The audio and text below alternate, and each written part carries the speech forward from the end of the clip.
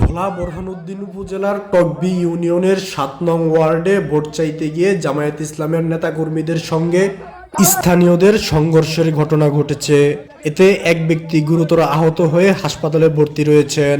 ঘটনার প্রতিবাদে এলাকাবাসী ঝাড়ু মিছিল করেছে।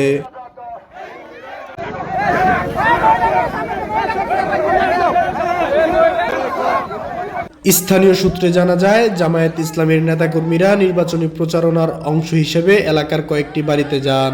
এ সময় তারা বাড়ির নারীদের কাছে ভোট চাইতে গেলে এক পুরুষ সদস্য এতে আপত্তি জানান। তিনি বলেন, নারীদের কাছে এভাবে যাওয়া অনুচিত।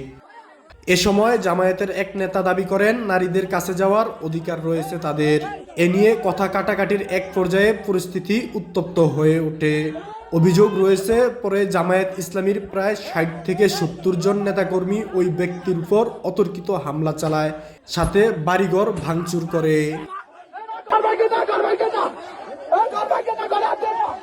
এ সময় আহত ওই ব্যক্তির কাছে ঘটনার বিস্তারিত জানতে চাইলে তিনি বলেন, জামায়াত ইসলামের নেতাকর্মীরা যখন মহিলাদের কাছে ভোট চাইতে যায় তখন আমি বাধা দেই। তখন তাদের সাথে আমার কথার কাটাকাটি হয়। এক পর্যায়ে তাদের এক নেতা আমাকে লাথি দেয়। এরপরেই সবাই একত্রিত হয়ে আমার উপর হামলা চালায়।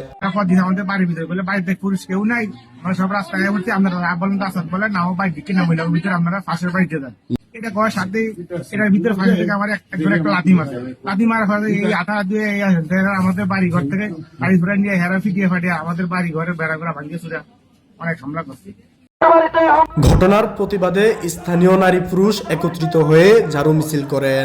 মিছিলে অংশগ্রহণকারীরা দোষীদের শাস্তির দাবি জানান এবং ভবিষ্যতে যেন এই ধরনের ঘটনা পুনরাবৃত্তি না হয় সে বিষয়ে হুঁশিয়ারি করেন।